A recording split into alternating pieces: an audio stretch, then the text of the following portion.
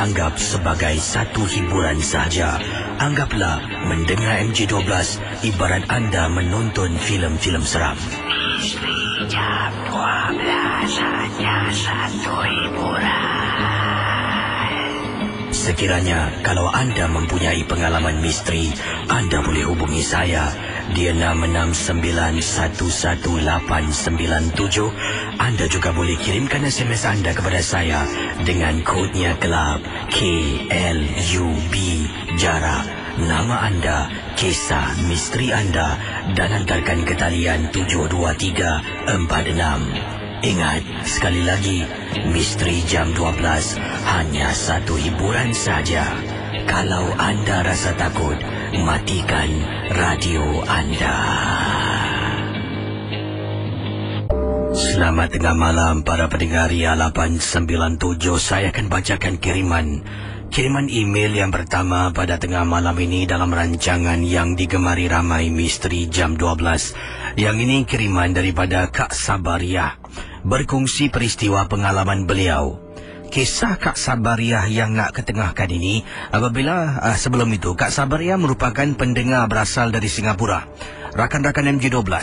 Ketika gangguan yang menakutkan ini berlaku, Kak Sabariah, ketika gangguan ini berlaku, katanya Kak Sabariah, beliau telah pun pergi ke seberang tambak di kampung makcik saudaranya ataupun mak saudaranya, lebih tepat lagi digunakan mak saudaranya yang menetap di salah sebuah kawasan di Johor, iaitu perkampungan Batu Pahat.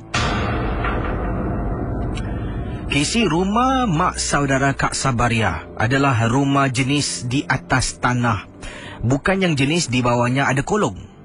Jadi pengalaman yang kakak nak ceritakan ini, waktu malam yang dimaksudkan, sebelum tu kakak dengan suami dengan anak telah pun dalam perjalanan. Bila kami on the way, kami ada singgah di sebuah warung makan. Jadi bila waktu malam tiba, katanya Kak Sabariah, kakak mula diserang sakit perut. Tak tahan kisi berkali-kali masuk keluar tandas. Jadi malam tu juga sebenarnya kami dah ada perancangan nak pergi ke rumah seorang lagi saudara berdekatan dengan kawasan kampung di Batu Pahat. Oleh kerana Kak Sabariah katanya kakak sakit perut kisi, setiap kali mesti nak keluar masuk tandas. Akhirnya kakak buat keputusan, kakak tinggal dalam rumah ini, hanya suami, anak, mak saudara dan pak saudara Kak Sabariah pergi ke rumah seorang lagi saudara yang telah kami janji. Tak baik kisi kalau kami cancel ataupun kami tak jadi nak pergi ke sana. Mungkin mereka dah masak untuk kami. Jadi terpaksa suami keluar, kakak duduk dalam rumah makcik kisi, dalam rumah mak saudara yang tinggal di kawasan Batu Pahat. Pendengar Ria 897, mereka keluar selepas isyak sebab mak saudara dengan pak saudara nak selesaikan solat. Jadi bila sampai di sana tu bolehlah mereka berborak lebih panjang, berbual lebih lama. Dah lama tak jumpa, termasuklah mereka dan suami saya. Saya rasa tekilan sangat. Memang kisi nak ikut tak boleh, perut mengulas. Beberapa kali keluar masuk tandas. Selepas isyak sekitar pukul 9 malam, barulah mereka semua berangkat keluar. Suami tanya lagi, awak boleh ke duduk sini seorang? Saya kata pada suami, bolehlah bang, abang pergilah, dah janji bang. Mereka pun tengah tunggu kehadiran kita. Baiklah, suami dengan anak, dengan mak dan bapa saudara keluar, menaiki kenderaan yang dipandu oleh pak saudara kami. Jadi kereta suami ada di luar. Suami tidak memandu. Pendengar Ria 897. Setelah suami berangkat pergi, apa yang berlaku? Pertama kalinya terkena gangguan setelah mereka keluar daripada pekarangan kampung, yang mana saya dah tak nampak kenderaan yang dipandu oleh pak saudara saya. Saya pun terpandang kereta suami. Alangkah terperanjatnya di tempat duduk belakang, kelihatan macam ada susuk tubuh manusia sedang duduk seolah-olah dalam kereta suami saya. Bila ternampak, saya istighfar. Saya tutup pintu, saya tutup tingkap kisi. Rakan-rakan MJ12, sekali lagi perut saya sakit. Saya terus lari ke belakang. Lari ke belakang, keluar pintu belakang. Di belakang tu adalah tandas. Merupakan satu lagi tempat yang diasingkan daripada dalam rumah. Jadi selepas saya dah lepaskan hajat, masuk balik, kemudian saya letak sedikit minyak, saya sapu di perut saya, sampaikan kisi saya lemah. dah beberapa kali buang air membuat saya lemah sangat-sangat. Pendengar Ria 897, kata Kak Sabaria, apabila saya sedang baring di atas lantai di ruang tamu. Casey, bila saya baring di lantai ruang tamu rumah mak saudara saya di Batu Pahat, saya dapat lihat koridor menghala ke arah bilik-bilik dalam rumah tersebut. Jadi bayangkan pendengar Ria 897, dapat lihat Kak Sabaria, koridor menghala ke arah bilik lah. Mungkin sebelah kiri bilik, sebelah kanan bilik, sampailah ke dapur. Jadi dekat koridor tu, tiba-tiba Casey, apa yang saya nampak dalam keadaan perut yang sedang sakit, saya terperasan Casey, di atas lantai koridor bilik, dari bilik yang paling hujung, merupakan bilik tempat anak saudara saya tidur. Ada kepala menjenguk keluar dari bilik tersebut. Rambutnya panjang sampai ke lantai, sedang tengok saya. Bila saya perasan, saya cuba renung dan tenung. Dalam beberapa saat dia hilang. Entah dia hilang pergi mana. Casey, rumah kampung memang gelap. Kalau saya keluar, tidak ada lampu jalan. Saya pun tak kenal jiran-jiran sebelah. Saya nak telefon suami pun tak sampai hati, mereka baru saja berangkat. Saya terpaksa tahanlah Casey perasaan takut. Saya bangun perlahan-lahan sambil memegang perut saya, jalan ke kerusi, duduk atas kerusi, saya buka TV untuk hilangkan rasa takut. Casey, bila saya buka TV, saya letak remote tepi, beberapa saat TV mati Casey. Ada orang tekan seolah-olah matikan televisyen. Saya tekan lagi remote, TV dimatikan. Saya tekan lagi remote, TV dimatikan. 3-4 kali Casey. Saya dah tak tahu nak buat apa. Saya diamkan diri. Saya baca dan baca dan baca. Sampailah suami saya telefon. Telefon rumah mak saudara. Saya angkat. Suami kata pada saya, Yang, buat apa? Abang baru sampai ni. Casey, 40 minit Casey mereka memandu baru sampai. 40 minit saya duduk dalam rumah kena ganggu. Saya dah tak tahu nak buat apa. Saya suruh suami panggilkan Pak saudara saya. Pak saudara saya jawab panggilan dan saya tanya, kalau boleh minta tolong jiran sebelah tak? Dia tanya kenapa? Saya kata ada dalam rumah ni lampu rosak. Boleh tolong tengok-tengokkan tak? Baik, nanti dia telefon. Pendengar Ria 897. Bapa saudara saya menelefon jiran sebelah dan memang benar. Dalam beberapa minit ada orang ketuk pintu rumah. Saya rasanya takut Casey. Ketuk tidak bersalam. Kemudian kali kedua dia ketuk, baru dia kata, Assalamualaikum. Saya bangun dari kerusi, pergi ke depan, nampak jiran sebelah datang Casey. Saya pun rasa lega. Saya cakap pada budak tu, namanya Liman. Saya kata, Liman, minta maaf kakak panggil kau bukan pasal lampu rusak. Kakak takutlah. Liman, boleh tak panggil mak ke adik Liman yang perempuan ke, temankan kakak dalam rumah ni. Oh, apa kata kalau kakak pergi rumah kami? Jadi saya pun pergi. Saya duduk rumah Liman dan Casey terperanjat apabila ibu dan ayah Liman memberitahu sesuatu. Katanya, rumah mak saudara dan pak saudara saya seringkali ada penampakan perempuan duduk di atas bumbung rumah kampung. Malah berkali-kali juga diberitahu oleh mak saudara dan juga pak saudara saya, tapi mereka tidak pernah nak percaya. Mereka sendiri pernah juga lihat wanita berdiri di tingkap bilik. Sedangkan dalam rumah ini, yang wanita cuma mak saudara saya. Adik saudara saya merupakan seorang lelaki. Jadi siapa wanita dalam rumah? Mereka syak. Mereka syak sesuatu yang mak saudara saya dengan pak saudara saya ada bermain dengan ilmu hitam. Casey, pukul 9 mereka keluar, 12:30 malam mereka balik. Saya, Casey, kalau duduk dalam rumah tu seorang-seorang tanpa bantuan jiran sebelah, Saya rasa saya dah mati keras dekat dalam rumah. Terima kasih. Selamat tengah malam dari Kak Sabaria, pendengar dari Woodlands. Kisah yang pertama telah pun saya bacakan awal tadi. Kisah yang agak panjang tapi saya rasa cukup menarik. Kisah dari Kak Sabaria, pendengar dari Singapura. Jadi adakah mungkin saya nak bertanya sebelum saya bercerita sekali lagi. Pertanyaan saya ni, adakah Kak Sabaria sakit perut ni mungkin seolah-olah dah dirancang oleh makhluk tersebut? Ya, dia dah rancang lah, dia dah tahu dia calling-calling kawan ni, kau kasih dia ni sakit perut boleh tak? Sampai rumah mak saudara Kak Sabaria ni, yalah, sakit perut tu semakin berlarutan semakin menjadi-jadi. Jadi akhirnya yalah, memang benar kadang-kala ni bila kita dah telefon saudara mara nak datang rumah, tiba-tiba kita cancel tak orang tak kita, orang akan rasa mungkin ada yang sedih lah, ada juga yang akan rasa macam yalah kurang tidak puas hati lah sebab dah masak macam-macam, telefon macam ya nak datang tapi tak datang, mesti orang marah kan. Jadi saya rasa Kak Sabaria dan suami ni memang sebuah keluarga yang ialah yang tanggungjawab tak nak kecewakan orang. Jadi kata abang pergilah, biar saya tunggu rumah seorang. Walhal takut memang seram.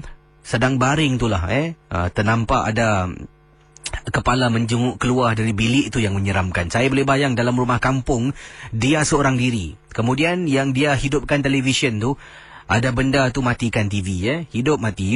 Dan jiran sebelah pun mengatakan beberapa kali. Sebab tu jiran kata apa kata kalau kakak duduk rumah kami? Satu cadangan yang baik sangat-sangat Apa kata kalau kakak duduk rumah kami, daripada saya panggil mak saya duduk rumah ni. Rumah ni bukan calang-calang rumah kak Baik, saya akan teruskan dengan pengalaman-pengalaman anda, kisah dalam rancangan MG12 Ada soalan-soalan di Facebook. Terima kasih bagi anda. Ruslin Khalid katanya seram kalau apa ni, memanglah tak nak duduk rumah tu seorang-seorang kalau macam tu. Ultraman 7 kata, dari tadi aku tunggu apa kena-mengena sakit perut dengan rumah berhantu tu. Ada kena-mengena lah. Ini pemikiran yang citik Ada, takkanlah sakit perut tu sebab dibuat orang jadi rumah tu ada hantu.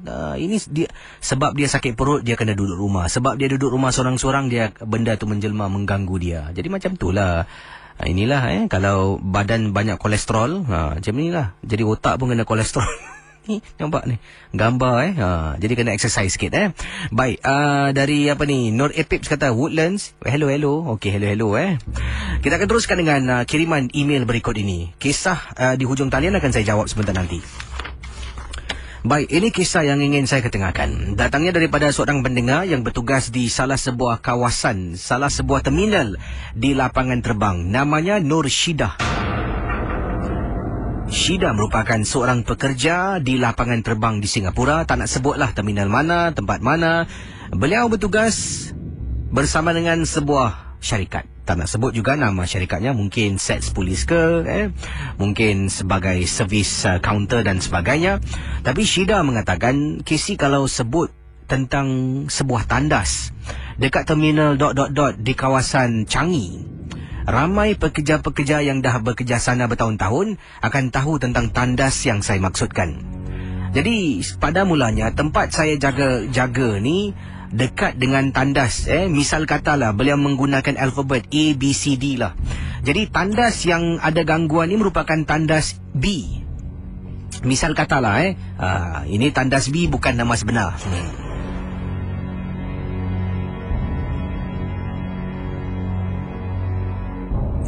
Katanya tandas B bukan nama sebenar, bukan nama tempat yang sebenar, tapi saya tak nak sebut nama tempatnya. Dia katakan tandas B, tempat saya jaga kaunter dekat dengan tandas B. Saya kalau nak pergi ke tandas, saya tak akan pergi tandas B. Begitu juga dengan rakan-rakan yang lain. Mereka akan pergi ke tandas C atau yang D. Sebab tandas B dah banyak gangguan, dah banyak penampakan berlaku. Ada juga pengguna tandas tersebut, seperti katanya di sinilah, pengunjung-pengunjung di Changi ni, seperti turis lah, mereka yang datang ataupun rakyat tempatan pernah beberapa kali terkena gangguan. Sampaikan memanggil security masuk. Ada kalanya seorang lelaki ni pernah keluar tandas berbangsa dari India. Dia masuk tandas, kemudian dia keluar tandas, dia marah-marah. Jadi seorang pembersih yang bertugas di sana tanya kenapa dia marah-marah. Dia kata, I want to see the security officer, I want to see. Jadi panggillah security datang, merupakan sets polis. Jadi bila tanya, dia kata, kenapa dalam tandas lelaki ada perempuan masuk? Jadi dia tanya, adakah itu pembersih? Tak, bukan pembersih, ada perempuan masuk. Aku masuk kubikel, perempuan tu tengah duduk dekat tepi. Jadi pekerja pembersih dan juga polis ni, sets polis ni masuk ke dalam, tolak pintu tandas, cek satu persatu kisi kubikel, dalam langsung tak ada orang. Dia kata impossible, dari tadi aku diri depan tandas ni, kalau dia keluar mesti aku nampak. Dia dah buat kecoh kisi. Kemudian isteri datang, keluarga dia datang. Jadi tak tahu macam mana. Kita kata tak apa, kita akan look into this matter. Akhirnya setelah lebih kurang 1 jam lebih, depan tu ada selisih faham dan bersurai mereka. Dan itulah gangguan yang pernah saya kena. Nak ceritakan tentang tandas B dekat terminal ... ni. Saya mula-mula tak tahu tentang perkara ini. Pernah diceritakan oleh kawan tapi tak pernah kena. Sampai terkena barulah saya gunakan tandas C dengan D, bukan tandas B. Jadi pendengar Ria 897, apa yang ingin diceritakan oleh pendengar kita? Cuba anda bayangkan. Katanya bila saya dengar cerita dari kawan, saya kata pada mereka semua mengarut, meripik. Sampaikan pada suatu hari, saya ada masa rehat selama setengah jam. Saya makan, kemudian saya pun nak ke tandas lah, nak cuci tangan. Bila sampai dekat tandas tersebut, saya macam merasa ada wangian, minyak wangi.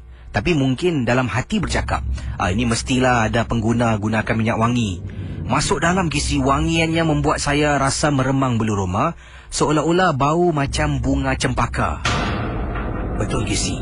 Jadi saya pun mula cuci tangan. Apabila salah satu kubikel dalam tandas tersebut, seolah-olah ada benda main pintu. Dia buka, dia tutup. Dia buka, dia tutup pintu. Beberapa kali, saya toleh dia berhenti. Pintu tak bergerak.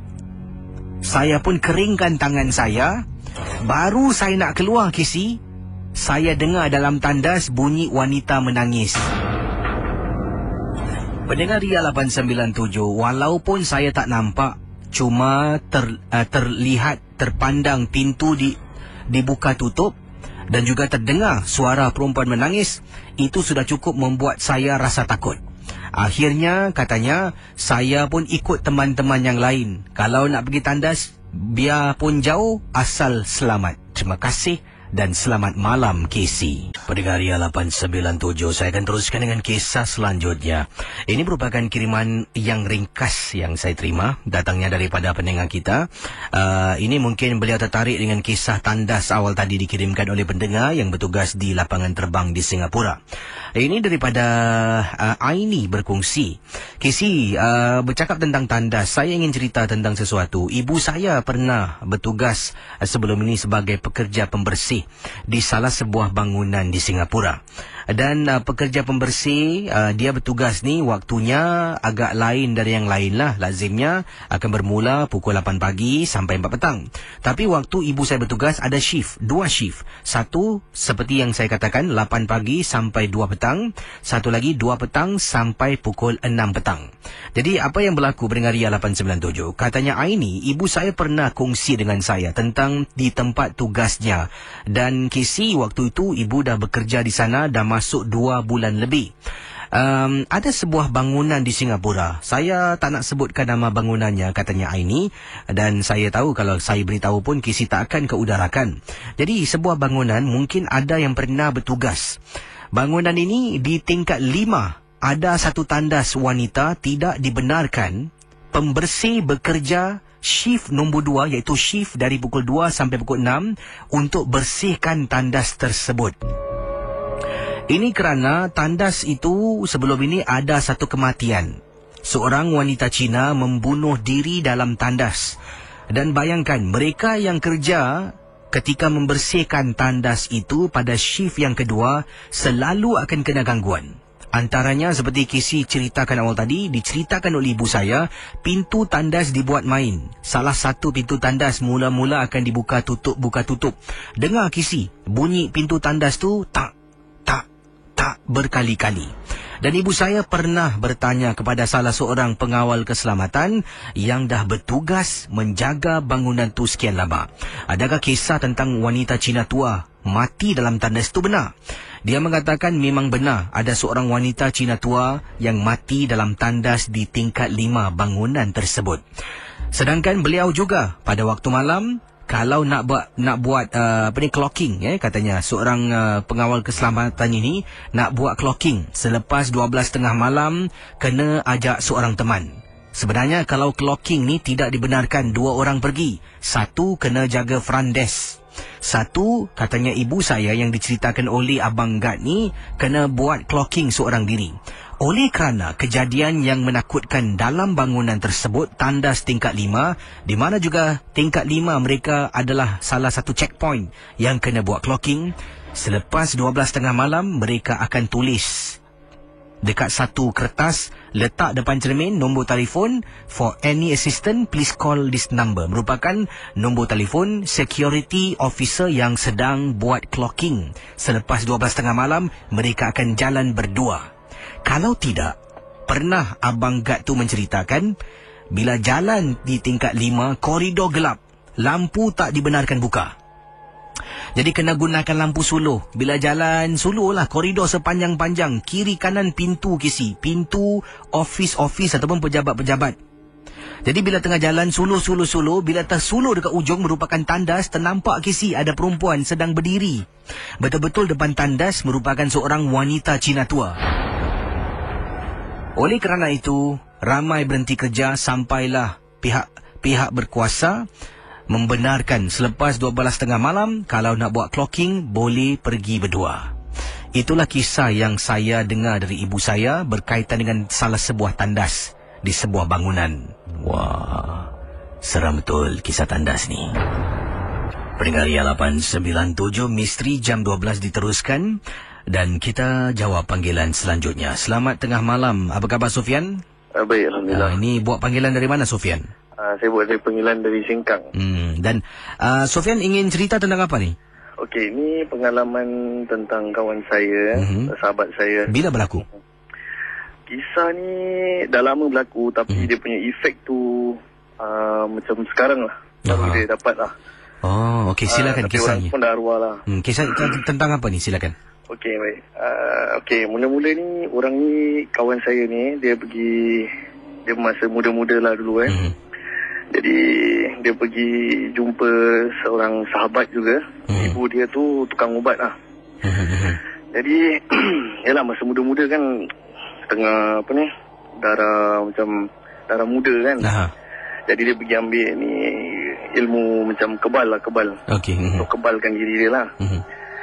Jadi bila dia dah ambil tu barang tu, dah bila tukang ubat ni lah bilangan dia, okey, kau nak kena pergi dekat kubur, pergi tanam satu bungkusan ni lah. Jadi bila dia pergi kat kubur tu, kubur dekat ni kubur lama tu, dekat Bredel. Jadi dia pergi, dia tanam lah barang ni. Jadi dah masa tu umur dia 20 lebih tahun Jadi after macam dah berapa lama gitu, dah belasan tahun, jadi dia dah sekian lama lah dia dah kahwin, dah ada anak. Jadi tahun lepas ni, cerita dia baru mula lah. Dia dengar kat dalam rumah dia ada mantra siam. Kat telinga dia duduk tengok TV kan. Jadi dia dengar macam, yalah, orang jampi macam mantra-mantra, macam Thailand main mantra tau. Habis dia nampak pula dalam rumah dia ada macam gajah. Kadang-kadang dia nampak macam Tok Sami siam yang pakai ni baju siam kat dalam rumah pula. Tapi kadang-kadang pula nanti dia tengah tidur, dia bangun, nanti dia sendiri berbual bahasa siam. Jadi bila orang rumah dia dah tengok macam gini kan, jadi masa tu yang tahun lepas tu umur dia dah dalam 40 lebih lah. Jadi orang rumah dia pun dah tak sedap hati, bawa lah dia pergi jumpa satu pakar ni lah. Bila jumpa satu pakar ni, si pakar ni cakap lah, ini barang yang dia ambil dah bertahun dulu tu, sekarang tengah makan dia balik. So dia punya efek tu is 20 years later, baru barang ni datang balik. Jadi pakar ni bilang lah, ada unik cara untuk nak ubatkan dia tu, nak kena pergi ke kubur balik. Gali tempat yang dia tanam barang tu, gali balik, angkat tu barang, baru pergi kat pakar tu boleh buka kan lah. Tapi dah after 20 years kan, mana dia boleh ingat tempat mana dia pergi letak gini-gini kan. Jadi bila kita pergi lah, try usahakan jugalah, pergi korek, tak dapat lah barang dia. Jadi susah untuk nak berubat. Then after 1 year, which is this year, orang tu pun dah arwah lah. Inilah pengalaman dia lah yang which saya tengok lah. Jadi ini ilmu kebal makan diri tuan lah itu dia lah. Masa yang dia ambil tu macam biasa, tak ada apa-apa berlaku kan. Macam biasa kan. Tapi after sometime tu, dah berapa lama tu, baru dia macam barang tu datang kat dia tau. Jadi terima kasih dengan kisah anda. Terima kasih. Baik, kisah yang menarik, kita boleh ambil iktibah. Setiap ilmu yang kita tuntut pasti adanya risiko-risiko lah. Baik, kisah selanjutnya akan saya ketengahkan. Yang ini kiriman daripada pendengar kita yang bernama Rin. Kata Rin, apa khabar Casey? Ini kiriman SMS ingin saya bacakan. Rin kata, Casey, saya ingin ketengahkan berkongsi satu pengalaman peristiwa yang amat menyeramkan. Saya pernah dahulu bertugas sebagai penghantar surat khabar. Dan kerja yang saya buat ni kenalah saya lakukan kerana saya dah berpisah dengan suami dan harus menampung anak-anak saya 2 orang. Suami saya dah meringkuk dalam penjara. Jadi nak minta nafkah pun pastinya dah tak boleh. Apa buat? Kita harus berdikari, belajar mencari rezeki sendiri.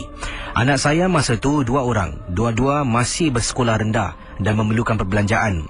Saya pula ada lesen memandu. Dan memang dah tak ada nak cari kerja susah. Kerja susah kerana susah. Kalau saya nak cari kerja mengikut masa jadual kerja saya, siapa nak jaga anak-anak? Nak dapatkan pembantu memang tak mampu, kata Rin. Jadi terpaksalah mencari kerja memandu menghantar barang, sebab kebanyakan kerja-kerja memandu delivery ni boleh mengikut masa-masa saya. Jadi saya pun menghantar surat khabar. Waktu pagi, sekitar pukul 4 pagi, saya akan ambil surat khabar di beberapa spot lah, antaranya stesen-stesen bas di serata Singapura, dan hantarkan ia ke kedai-kedai. Jadi pendengar Ria 897 FM, dan waktu itu anak saya akan tidur di rumah. Saya ada 2 orang anak. Satu berusia 9 tahun, satu lagi berusia 12 tahun. Jadi saya seringkali ingatkan abangnya berusia 12 tahun, bila nak bangun ke kerja, saya kata pada dia, jaga adik dan ingat jaga rumah.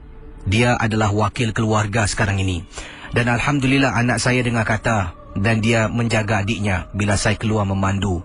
Jadi pendengar Ria 897 FM, saya kalau keluar, saya akan bangun sekitar pukul 3 pagi dan 3.45 saya akan keluar pergi ke tempat letak van saya, iaitu di multi-story car park, dan dari sana saya akan memandu van untuk ke destinasi mengangkat surat khabar dan juga majalah-majalah yang patut saya berikan kepada kedai-kedai. Jadi pendengar Ria 897 FM. Waktu itu sekitar 3.50 pagi. Saya berada di tempat letak kereta di tingkat 3B, kawasan Admiralty, pendengar Ria. Bila sampai, saya naik tangga. Saya tolak pintu keluar daripada tangga tu, masuk kawasan kapak. Tiba-tiba meremang bulu rumah saya. Saya dapat rasakan macam ada entiti yang tak baik ada dekat kawasan kapak. Tapi saya tak boleh nampak, cuma dapat rasakan. Saya pun berhenti seketika. Saya pejam mata saya istighfar. Saya niat yang saya nak keluar mencari rezeki. Saya pun jalan menuju ke arah van. Keluarkan kunci van, sampai depan van saya buka pintu. Rakan-rakan MJ12, saat saya nak masuk duduk tempat memandu,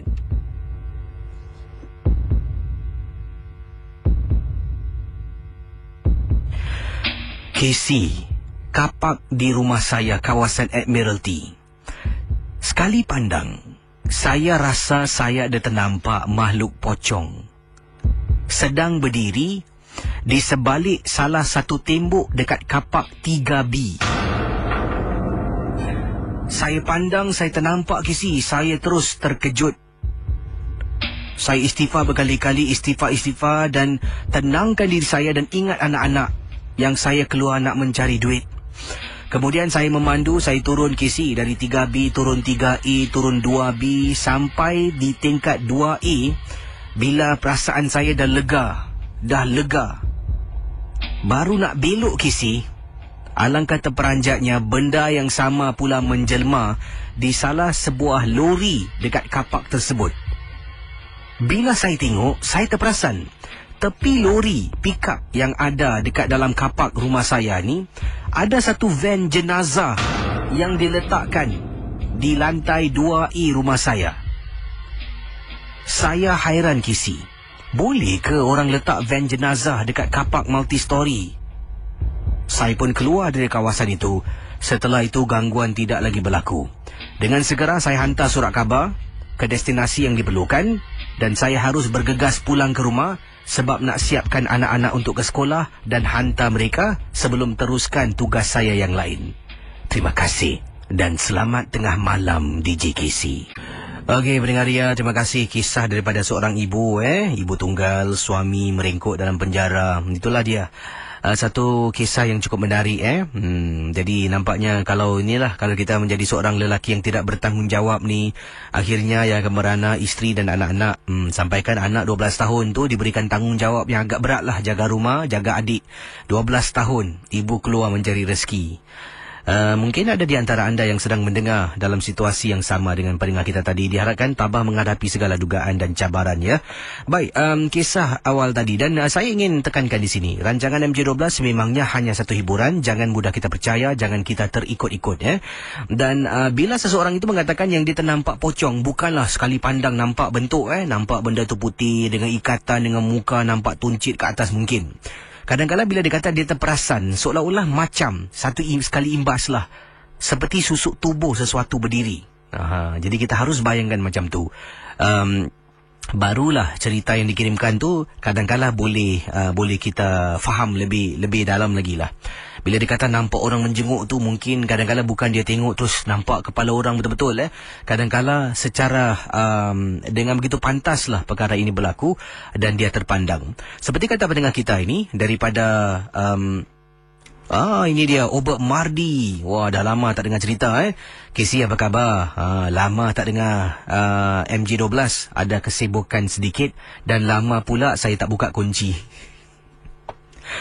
Apa cerita lah Obert Mardi ni Baik, saya ingin sentuh tentang makhluk-makhluk halus yang ada dalam tandas. Memang benar Casey, dalam setiap tandas ada penunggu, ada jin. Itulah tempat permainan mereka, itulah tempat tinggal mereka.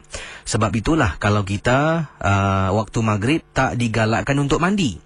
Bila azan maghrib berkumandang, makhluk jin akan bertempiaran lari mencari tempat perlindungan konon-kononnya. Antaranya dalam hutan, juga tempat-tempat pembuangan sampah dan juga tandas dalam rumah. Jadi jangan mandi ketika azan maghrib. Sebaiknya bila azan dah pun ambil wuduk, tinggal nak solat maghrib, katanya Obert Mardi. Jadi apa yang ingin saya sentuh, kalau kita mandi dalam tandas mengikut kata Obert Mardi, selalunya kita tidak digalakkan untuk lama sangat dalam tandas. Sebab makhluk ni memang suka nak mereka yang lemah semangat ataupun yang ada dampingan yang lain yang mungkin punya diri pun tak tahu. Bila si punya diri yang ada dampingan yang lain tak tahu, dalam tandas tu memang ada jin, dia akan terus merasuk badan punya diri dan membuat orang tu akan terkena gangguan. Saya pernah menghadiri beberapa kes di mana tuan punya badan tak nak keluar tandas. Betul Kisi, apa saya ceritakan mungkin lucu, tapi hakikatnya benar. Kita juga digalakkan kalau mandi dalam tandas, jangan terus tidak berpakaian. Wanita supaya berkemban, lelaki setidak-tidaknya menggunakan seluar. Sebab ada jin betina atau jantan dalam tandas yang suka tengok. Memang lucu dibuatnya, tapi tak percaya, tanyalah mereka yang arif. Itu pendapat pandangan saya. Dalam tandas jangan dibuat main. Kalau boleh, waktu-waktu tertentu ada masa bersihkan tandas. Nak tandas yang bau busuk, penuh dengan air kencing, itu lagi dia suka. Terima kasih dan selamat tengah malam Casey, Obert Mardi. Terima kasih bagi anda yang dah like Facebook saya. Terima kasih banyak-banyak. Dan dari masa ke semasa saya akan cuba kemaskinikan Facebook saya. Pendengar Ria 897, telah pun saya upload sesuatu yang saya baru tadi terima kiriman email tentang gambar ni.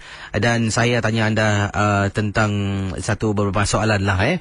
Jadi apakah mungkin anda bawa bersama dengan anda kalau anda disuruh lah duduk dalam rumah ni dengan tawaran yang tinggi. Jadi apakah 3 benda yang akan anda bawa bersama? Baik, saya akan teruskan pengalaman anda dalam rancangan MG12. Yang ini daripada siapa ni? Amirul kata, Assalamualaikum Abang Kesi. Waalaikumsalam warahmatullahi ta'ala wabarakatuh. Amirul sekarang ini sedang menjalani perkhidmatan negara di salah sebuah camp di Jalan Bahar. Sebut Jalan Bahar ni tahulah kat mana. Katanya Amirul, beberapa malam Amirul pernah terbangun apabila terdengar bunyi telapak kaki orang berjoget dalam bang yang Amirul sedang tidur. Tapi bila tanya rakan-rakan yang lain pada paginya, mereka semua tak dengar dan tidak pernah terbangun di waktu malam, dikejutkan di waktu malam dengan bunyian telapak orang berjoget. Boleh dengar, kata Amirul, boleh dengar dengan jelas Abang Kesi. Malam tu kalau sedang tidur dengan nyenyak akan terbangun dan dengar seperti orang berjoget Kesi. Telapak gerak-geri kakinya macam penari-penari, kalau tak silap saya ni katanya macam penari-penari India yang joget dengan hentak kaki berkali-kali. Dan saya pernah tanya kepada sarjan saya tentang gangguan dalam bang, tapi dia mengatakan mungkin saya hayal, saya bermimpi. Tapi saya yakin saya tidak bermimpi. Tak tahulah, kadang-kala officer-officer dan juga sarjan-sarjan ni, selagi tidak ada apa-apa yang berlaku, selagi itulah mereka akan cakap macam-macam. Sampailah mungkin ada yang pingsan, sampailah mungkin ada sesuatu yang berlaku, baru nak ambil tindakan. Itu saja. Terima kasih dari kiriman Amirul. Itu dia. Baik, kita ke hujung talian sekarang. 669-11897 669-11897. Kita bersama dengan pendengar kita. Hello, selamat tengah malam. Hello. Hai, siapa tu? Okey, Kak Ima sini. Buat panggilan dari mana Kak Ima? Daripada Wampo. Wampo pengalaman Kak Ima ni dulu saya dulu ada pernah ketengahkan satu cerita tentang kawasan Wampo dulu. Mungkin Kak Ima pernah dengar tentang seorang makcik ni, katanya anaknya balik tinggal dengan ibunya macam itulah. Dan Kak Ima tinggal Wampo dah berapa tahun ni? Okey, Kak Ima baru tinggal. Tapi Kak Ima ni bukan ada cerita apa-apa tau. Kak Ima minta pendapat. Okey, silakan. Okey. Perkara ni baru terjadi terjadi. Tak sampai pun 1 jam. Okey. Anak Kak Ima memang sebelum ni 2-3 hari yang lepas dia mimpi. Dia datang tadi lah, mak abang mimpi apa? Abang mimpi badan abang kena sengat dengan itu lebah.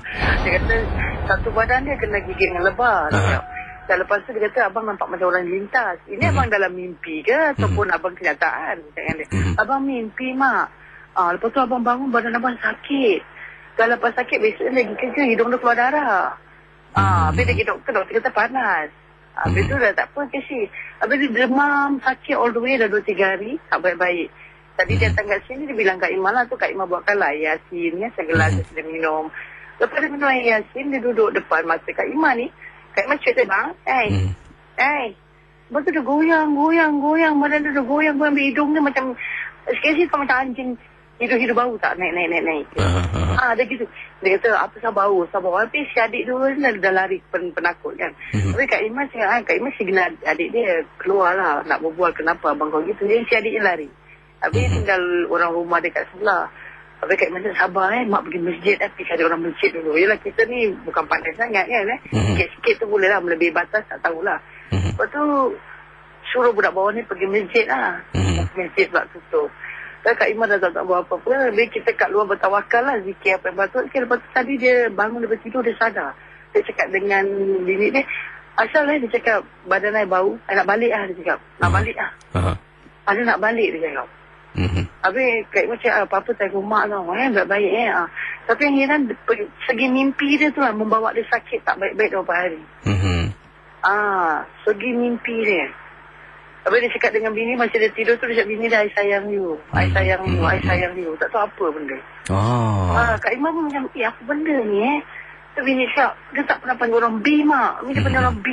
Apa mak dia cakap. Macam entah, mak tak tahu macam dia macam Kak Iman minta kata orang pendapat orang lain lah. Apa kena dengan Kak Iman dengan alamat mimpi tu, dengan hidung dia berdarah, apa dia sakit tak baik-baik. Kak Iman kata Yasin tu jadi gini. Jadi sebelum kasih minuman air Yasin tu cuma setakat gangguan anda kata mimpi itulah. Cuma yang masih belum kasih air Yasin tu dia cakap dia demam. Mak, abang demam. Dah berapa hari kau demam ni? Berapa usianya tu? 30 masuk 30 lah. Oh, okey. Nanti kita akan tanya pendapat pandangan Jadi isterinya sekarang pun dapat rasakan ada sesuatu yang berbeza pada suaminya lah. Kisah dengan tadi Kak Iman turun bawah kan. Di kejar budak tu. Dek, orang masjid buka tak? Kak Iman waktu nak turun bawah, sekali Kak Iman dengar, sekali suara orang panggil, "Mak." Sekali sekali demi Allah. Tapi Kak Iman terus turun tangga tu, subhanallah la haula wala quwwata illa billah, istighfar yang mana boleh istighfar. Sekali, "Mak." Suara garau orang. Kakak cerita ni meremang dulu rumah saya. Tu Kak Iman loncat tangga tu. Dek buka masjid. Tak, cik, kiri kanan tutup. Allahu Akbar, macam mana ni pasal Kak Iman dah ikhtiar, bukan tak ikhtiar. Suddenly kan dia jadi gini. Macam kita tak tahu nak cakap apa, tapi dia nak balik, dia resah dia nak balik. Kak Iman dah tak dapat tahan dia. Macam dia pesan nanti kau baik-baik kalau balik baik-baik tau. Kalau apa-apa call mak. Ayalah mak, dia cakap. Semacam pasal dapat tangkap Casey, betul-betul Kak Iman dapat tangkap. Dia diam. Dan lepas tu badan dia goyang. Itu Kak Iman cakap, apa pasal budak ni macam berzikir pula. Cuit peha dia bang.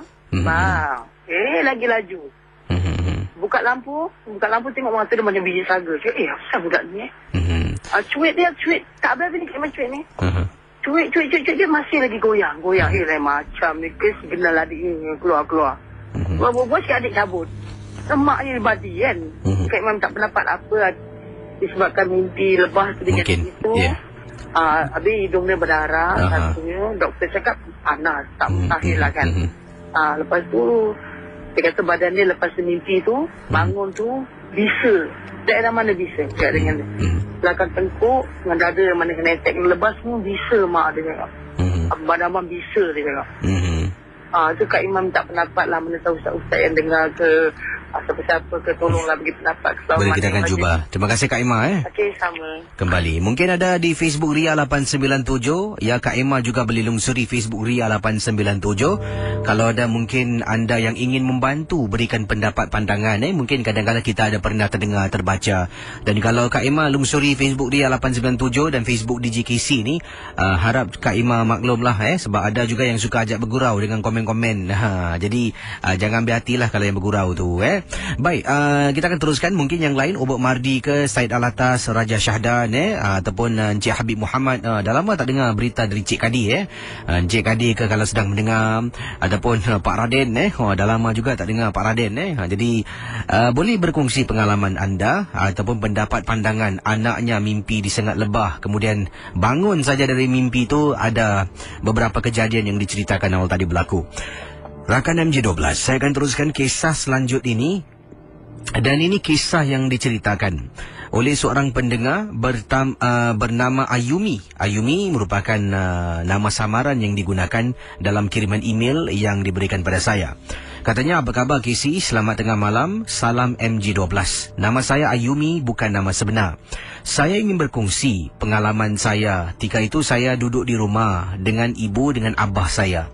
Jadi pada hari yang sama, ibu saya waktu malam tu ketuk pintu bilik. Katanya dia dengan abah saya nak keluar pergi beli makan. Tanya saya nak ikut tak? Jadi saya kata tak nak lah, saya duduk rumah sudahlah, penat.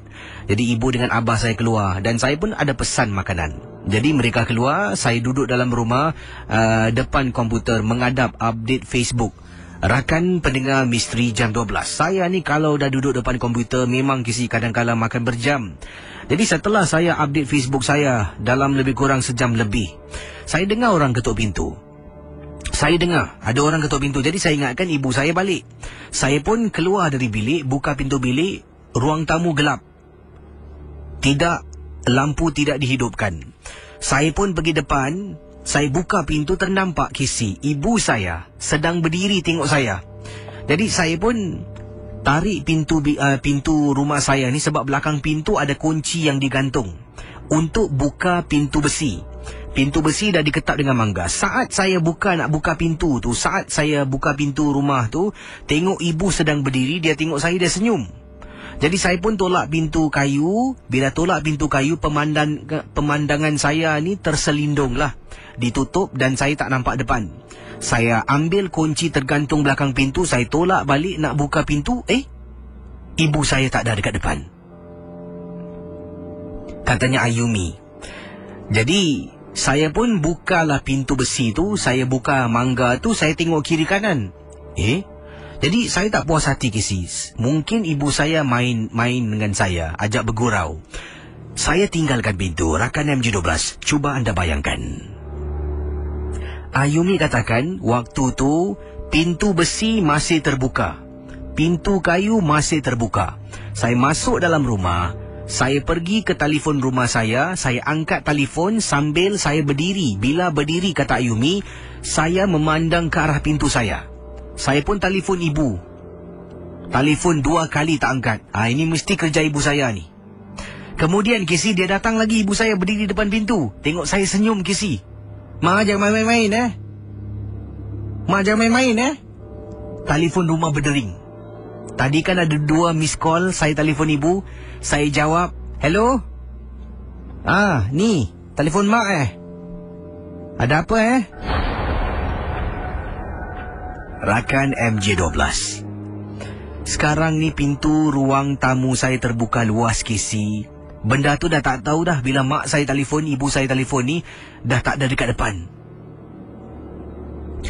Mak kat mana, Mak? Tengah beli makan ni, nanti Mak on the way balik Saya letak telefon. Dalam perjalanan, Casey, saya capai tangan saya nak tutup pintu besi.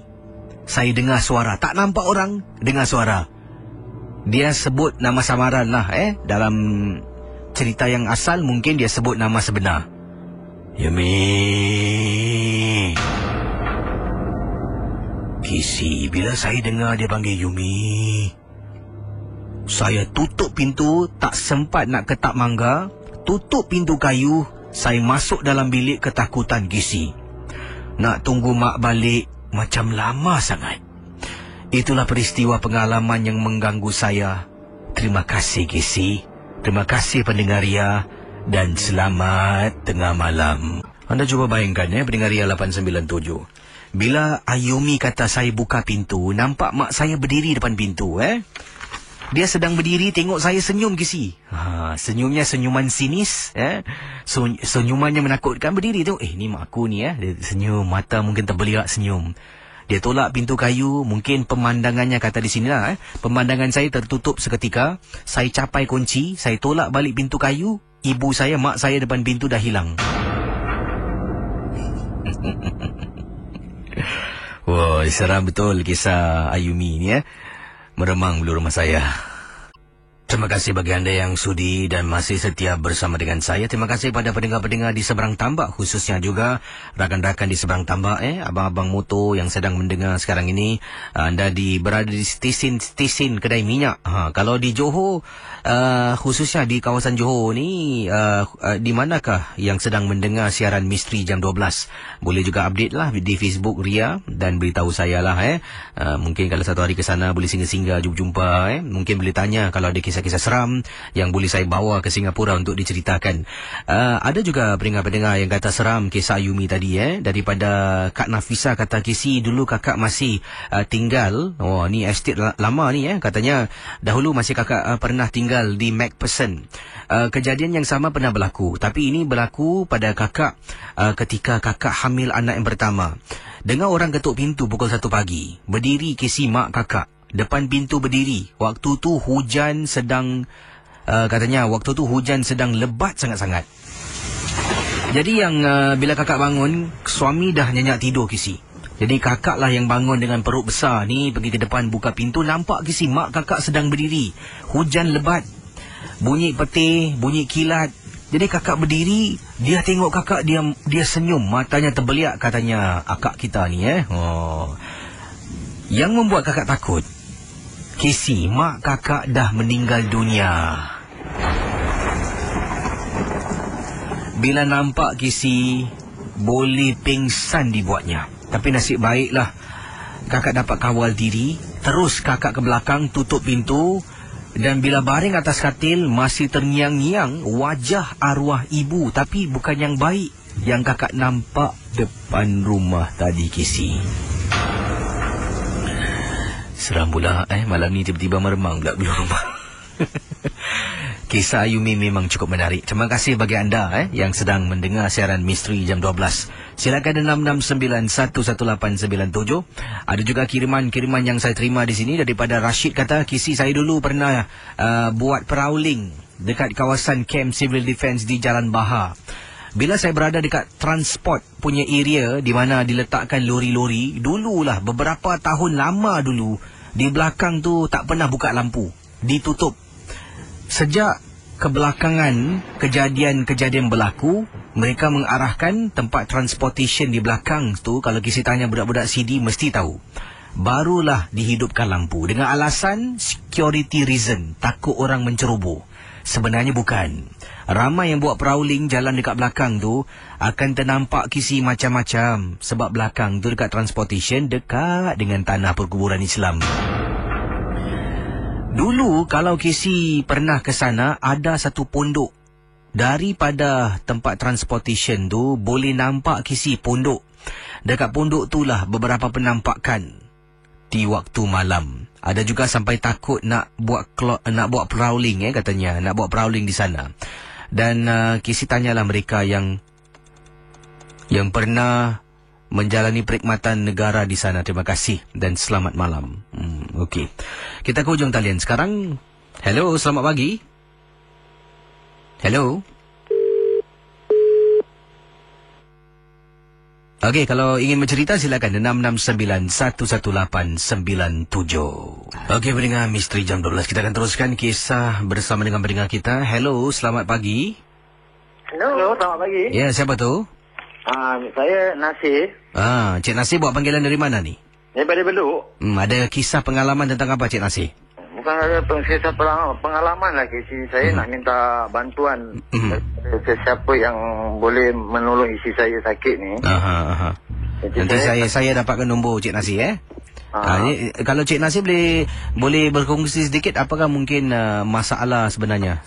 Okey, masalah isteri saya dalam 4 tahun ni lah. Dalam 4 tahun. Apa yang terjadi pada isteri saya ni macam diperbuatan daripada orang membuatnya lah.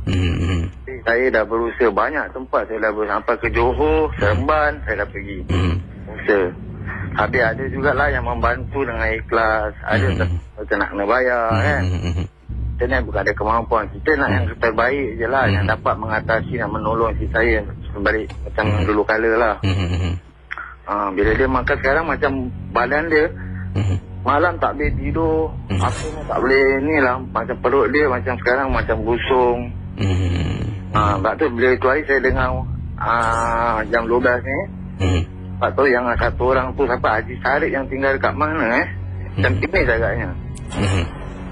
Itulah saya ingat kalau boleh dapat nombor telefonnya. Tengoklah, okey, kalau saya akan dapat nombor anda dan kalau anda setuju saya boleh serahkan nombor anda pada pendengar yang nak bantu macam mana? Alhamdulillah, syukur. Tapi lepas tu bila saya dah serahkan, saya dah tak ada apa-apa lah kaitan dengan mungkin apa yang anda berhubung lah dengan yang serahkan nombor tu Okey, sebentar kejap.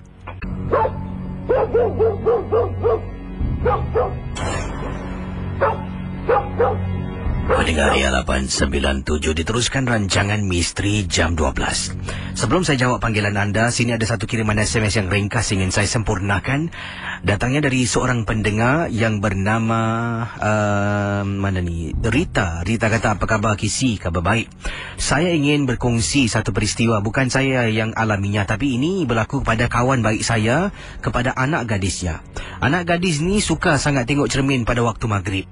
Bukan kerana dia suka tengok cermin waktu maghrib, tetapi bila dia balik sekolah, kadang-kala waktu itulah dia akan mandi. Lepas mandi tu, waktu itu juga dia akan tengok cermin. Dan beberapa kali ibunya pernah menegur. Sampaikan dipendekkan cerita, kata beliau Rita, anak kawan saya terkena gangguan Kisi. Pada mulanya ibu dia ingatkan mungkin dia bergaduh dengan kawan ataupun tekanan emosi. Tapi bila dibawa jumpa doktor, lama-kelamaan penyakit yang dialami, penyakit aneh ni menjadi pelik lah. Sampaikan saya sarankan jumpa seorang pakar. Bila dia bawa jumpa seorang pakar, rupa-rupanya kisi semangat anak kepada kawan baik saya ini terperangkap dalam cermin yang dia sering lihat dalam rumahnya. Jadi si tukang ubat tu cuba kembalikan pulih pada anak kawan saya ni. Alhamdulillah dengan izinnya anak kawan saya kembali macam biasa, tetapi makan masa yang lama sebelum mendapat perawat yang baik yang boleh membantu. Wah. Hello Kak Salbia, selamat tengah malam, apa khabar? Halo. Ini buat panggilan dari mana Kak Salbia? Ini daripada Queensland. Silakan pengalaman Kak Salbia. Ini ceritanya dalam tahun 60-an lah, masa tu kita mesti tinggal kat Gimo kampung lagi lah. Mengandung anak yang nombor 4 tau. Tak tahu kenapa kita berdua suka nak tengok bawaan budak ke tidak, tak tahulah kan. Suka tengok Midnight tau. Tapi arwah mak pernah marah lah kan. Korang ni kalau tengok Midnight je, korang mesti nak pergi tengok Midnight. Kenapa? Dia cakap gini tau. Main biasa kan boleh pergi, cakap gini tau. Tapi mak dah kasih apa-apa lah resipi bawa kan. Habis bila kita jalan turun daripada kat kereta api tu kan, taksi kat situ, pasal taksi tak mau masuk dalam, dia takut lah kalau malam gelap kan. Sekali kita orang jalan, waktu siang tu ada bikin railway tau. Railway tu dibuka, tu tak tahulah kan. Jadi kita orang dengar bunyi burung hantu tau. Cuk, kita orang yang penakut kan. Habis jalan gini, belum sampai nak belok kat rumah kita orang lorong tu kan. Kali ternampak kan macam ada satu benda tau. Tapi benda tu berbulu tau kasi. Dia macam begini. Gini. Habis yang Kak Sal pun dia terperanjat lah. Genggam tangan suami kan. Genggam ni. Habis suami tanya, apa? Habis kata Kak Sal kata, sini lagi tak bersuara kan. Tangan jalan ke gini kan. Waktu cakap, kalau nampak apa-apa ke apa-apa jangan tegurkan kan. Habis orang nampak gitu. Dah sampai nak sampai kat rumah lorong jalan tu, suami tanya, saya tadi nampak apa? Dia cakap. Dia kata, balik sampai rumah baru cakap. Dia gitu balik, bukan baju cium muka kasi. Baru cerita dengan suami kat dalam. Habis mak dah bangun kan. Mak kata bagus, tengok Midnight lagi. Itulah ceritanya Kak Salah. Pengalaman masa tahun dalam 60-an lah, masa duduk sana kan. Terima kasih Kak Sal Kembali. Waalaikumsalam warahmatullahi ta'ala wabarakatuh. Okey, macam-macam kisah malam ni kisah pengalaman misteri dalam rancangan MJ12. Dan terima kasih diucapkanlah kepada Ubud Mardi. Kalau mungkin benar anda boleh buat benda tu, janganlah buat lagi lah. Biarlah sesiapa yang nak telefon saya, mereka biarkanlah. Rezeki masing-masing lah. Kalau dapat tembusi banyak kali pun rezeki lah. Bukan dia ada ilmu tertentu dapat tembusi bilik siaran kan. Jadi jangan kita bermusuhan. Tadi baru Ubud Mahdi kasih nasihat ni saya pula nak kasih nasihat pada Ubud.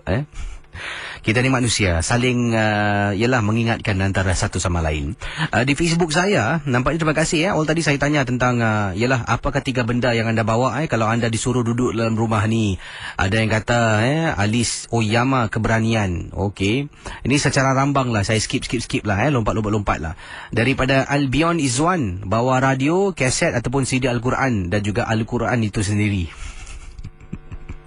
Okey, macam-macam pendapat pandangan. Ada kat sini katanya, saya bawa siapa ni, Zack Kapcai. Saya bawa Quran, saya bawa seorang ustaz dan member saya yang rapat lah. Yang lucu ni lah Aman Zander bawa Milo nasi ayam ubat. Apa cerita Milo nasi ayam, saya faham lah nak makan minum Bawa ubat ni apa cerita ni? Ubat demam ke?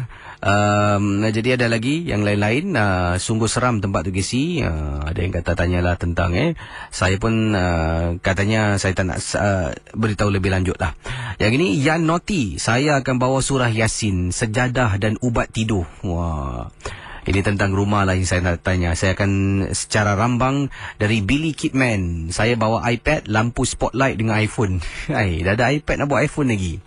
Ada Apis Jaw, saya bawa rokok, lighter dengan iPad. Macam-macam, tengah takut pun sempat Anda Dragon Okey, yang ini first bawa radio, buka ngaji all the way. 2 Al-Quran boleh baca tak henti-henti. Handphone untuk emergency, manalah tahu daripada Syida Gilas. Okey. Ada yang kata Sri Sulastiyanti Sojono, saya bawa ustaz. Saya bawa KC dengan bapak saya. Apa cerita pula awak nak bawa saya? Macam-macam hal Ada yang kata di sini bawa minuman, Red Bull, iPhone, bawa rokok, insya-Allah dengan semangat yang kuat demi KC gua pergi daripada Esa Aziz. Demi saya ke? Jangan macam tu Okey, itulah antara mungkin benda-benda yang anda akan bawa. Anda boleh terus postkan apa yang akan anda bawa lah. Saya akan baca bila saya dah habis bertugas ni. Terima kasih bagi anda yang memantau Misteri Jam 12 di Ria 897. Dan bagi yang kirim SMS tak dapat saya baca semua, saya mohon maaf. Saya akan cuba baca beberapa lagi SMS sebelum saya tutup tirai. Jangan takut saya akan baca lah Mungkin ada kisi satu lagi lah. Okey, satu lagi kisah dalam rancangan MJ12.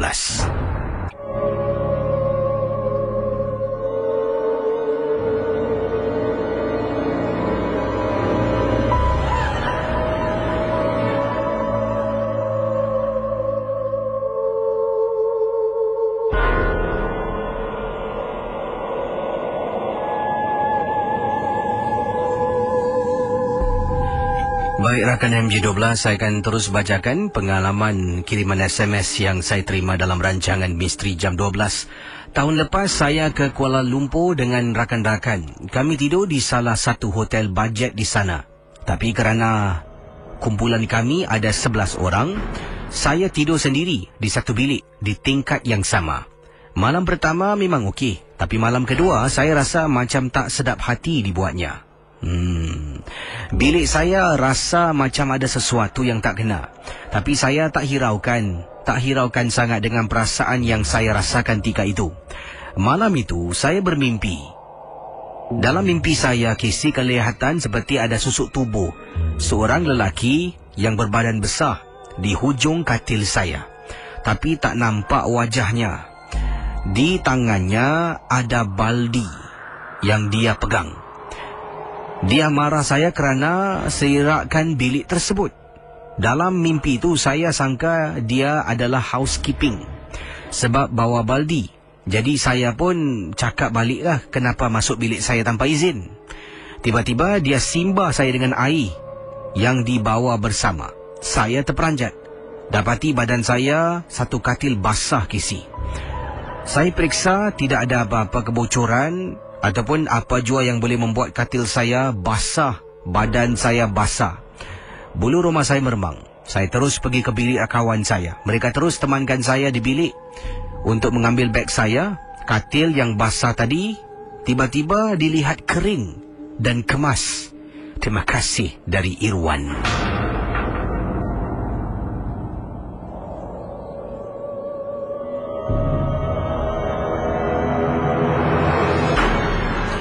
Yang ini kiriman SMS yang ingin saya ketengahkan. Satu lagi SMS satu lagi kisah. Datangnya daripada siapa ni? Syamsul. Assalamualaikum Kisi. Waalaikumsalam. Nama saya Syamsul. Tolong Kisi bacakan pengalaman saya. Ini berlaku di estate perumahan saya di kawasan Al-Junid.